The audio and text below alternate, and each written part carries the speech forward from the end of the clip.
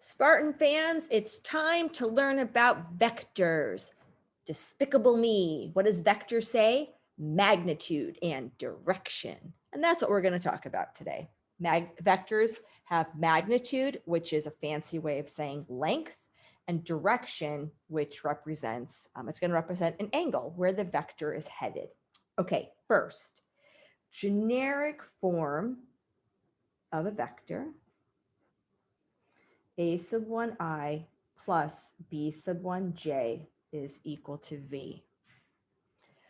All right, this looks really funky. However, it really represents an ordered pair on a graph, a sub 1, b sub 1. What do I and j represent? I and j represent what we used to call the x and y axis. And just because we like to make things more difficult, we're going to call it the I and j axis. A vector looks like a point. That's where it starts, at least, the initial point. And it goes in some direction, headed whichever, and the arrow indicates the direction that it's going. And it's headed towards another point called the terminal point. All right.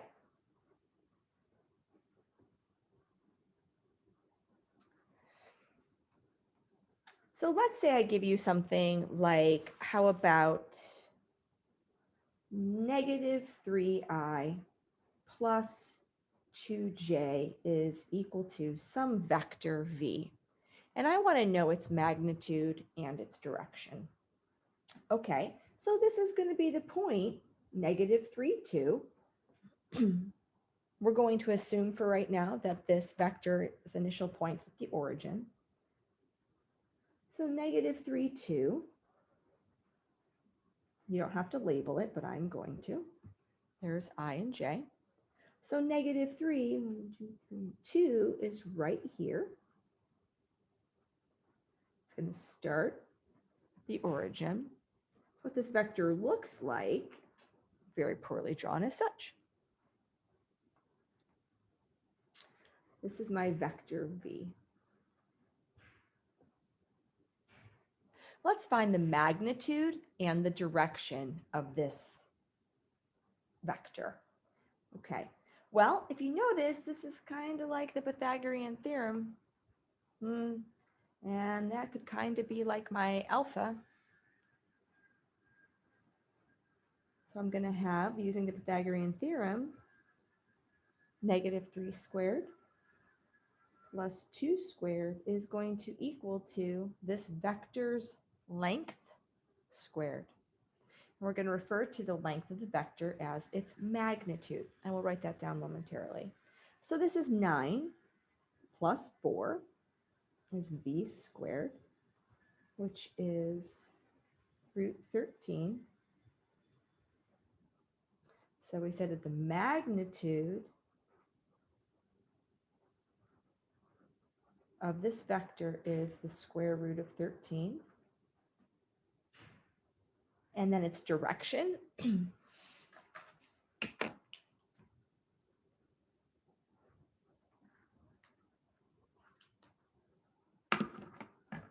So this is going to be negative 3 and 2.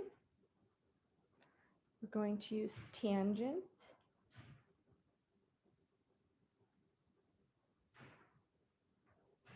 So the tangent of this angle alpha is going to be negative 2/3.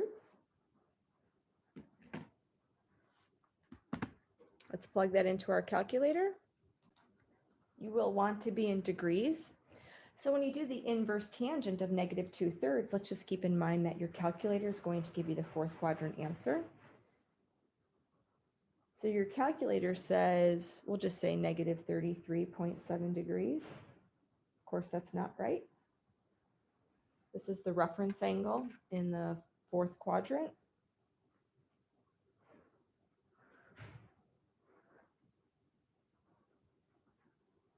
So it's really 33.7 here. So 180 minus that is just kidding, 180 minus, what did I say, 33.7, 146.3.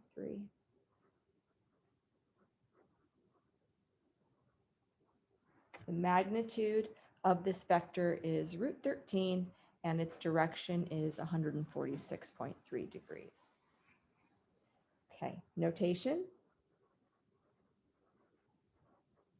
So the magnitude looks as such. It's double. It looks like double absolute value bars, but that is the proper notation for indicating the magnitude of a vector. So what happens when the origin of the vector is not necessarily at the origin? So you have some point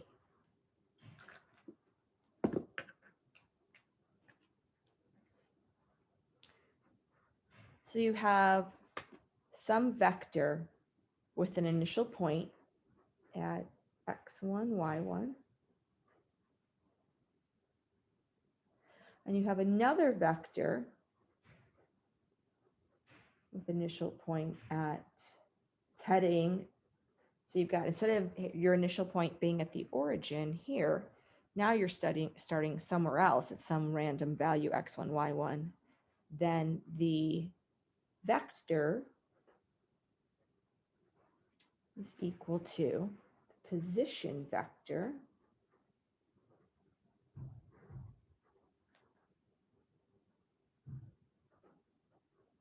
which is subtract the x's, subtract the y's. You're starting at some point, you're headed towards another point. This is vector notation. This is vector notation. So if I gave you a position vector with an initial point P at -1, 4, and some other point, we'll call it, whatever you want, P, let's use Q, 6, 2. And I want to find this position vector.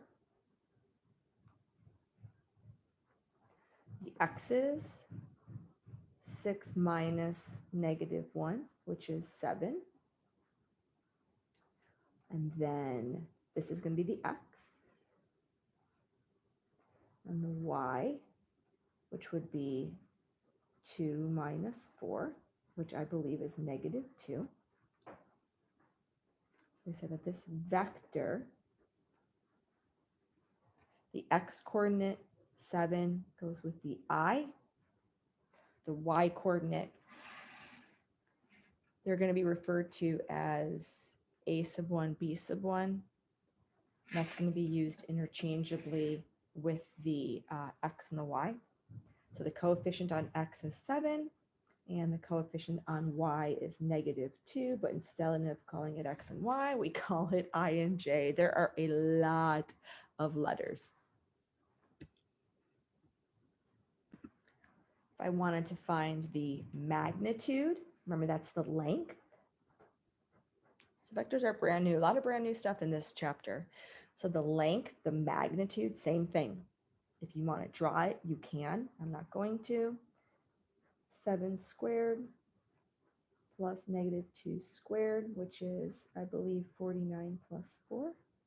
So the magnitude of this vector is the square root of 53. Its position, didn't leave myself quite enough room. Its position is the inverse tangent of -2/7. Tangent is y over x. Y is -2, x is 7. Plug that into your calculator. So my calculator gives me approximately, let's just say negative 16 degrees.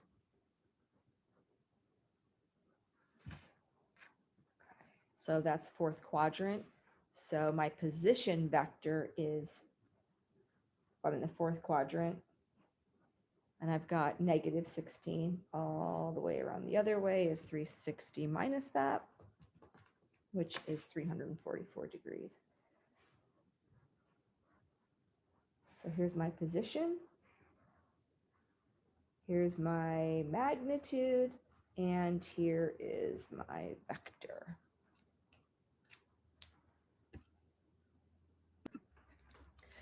So we also have what are known as unit vectors. So here, the magnitude of this vector is root 53, which is the hypotenuse of the triangle, right here. Like the magnitude of this one was, what was it? Root 13. But we have what we call unit vectors, and it's much, much, much easier than it sounds. So let's look at a unit vector. A unit vector has the magnitude equal to 1. Unit vector has a magnitude equal to 1. So let's say you're given some vector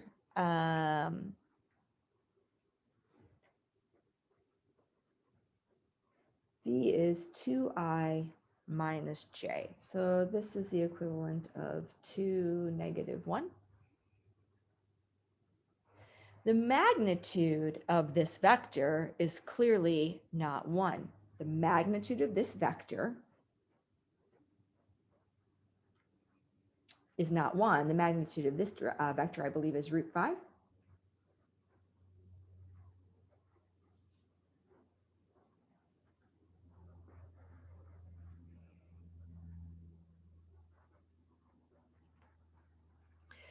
So what I want to do is I want to find, let me do this different color. I want to find a unit vector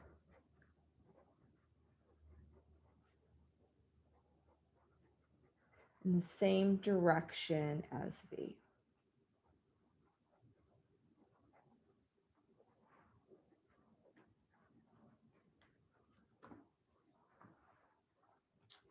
Okay. I want to be in the same direction as v. I'll draw a little bit bigger here.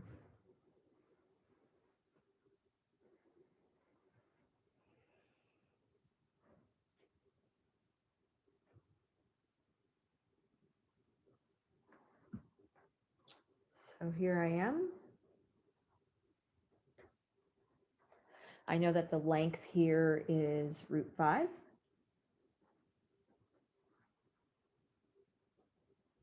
And this was 2, and this was negative 1. And I have this labeled incorrectly. Okay, well, if I want the magnitude to be 1, because that's by definition what a unit vector is, couldn't I simply divide all of these side lengths by root 5? So if I divided all of these side lengths by root 5,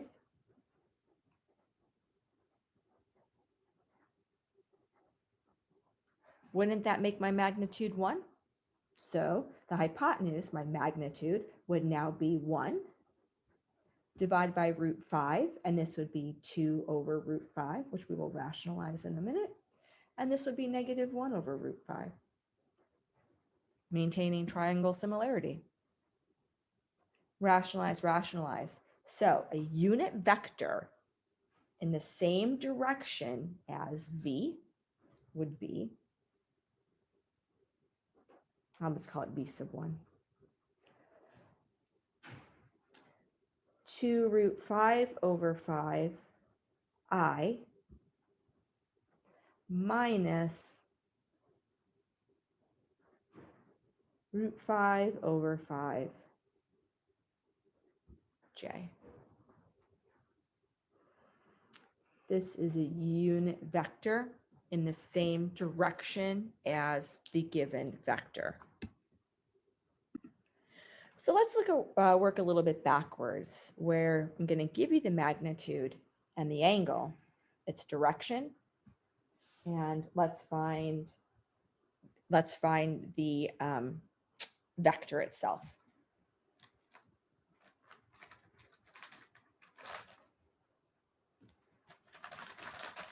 Sorry. Okay. So let's find the vector.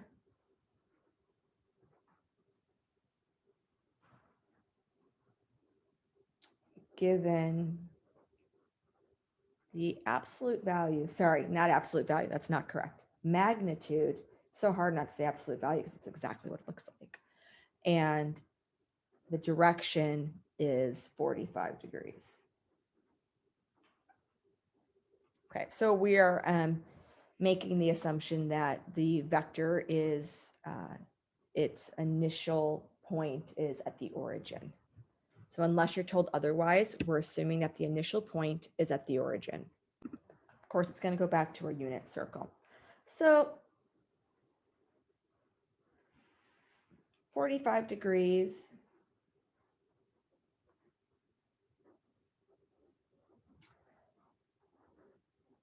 root 2 over 2, root 2 over 2. Everything comes back to the unit circle. Okay. But its magnitude is 8. This is assuming the magnitude is 1, correct? So I need the magnitude to be 8. So if this needs to be 8, here we divided everything by root 5 to make it 1. Well, guess what? To make it 8, I need to multiply everything by 8.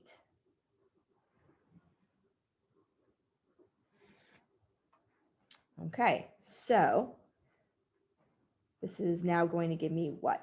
4 root 2 and 4 root 2, I think.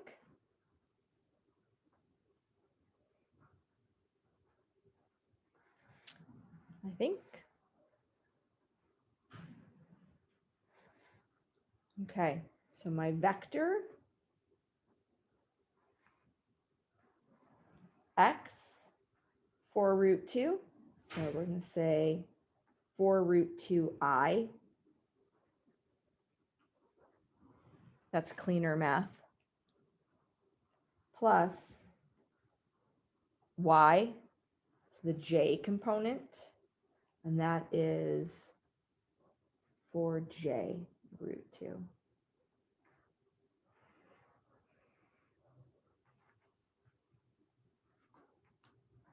If you're looking for, I know some of you just want formulas, whatever. Vector is going to be equal to the absolute value. No, sorry. No. The magnitude. This is going to be I. X represents the cosine of the angle plus j times the sine of the angle.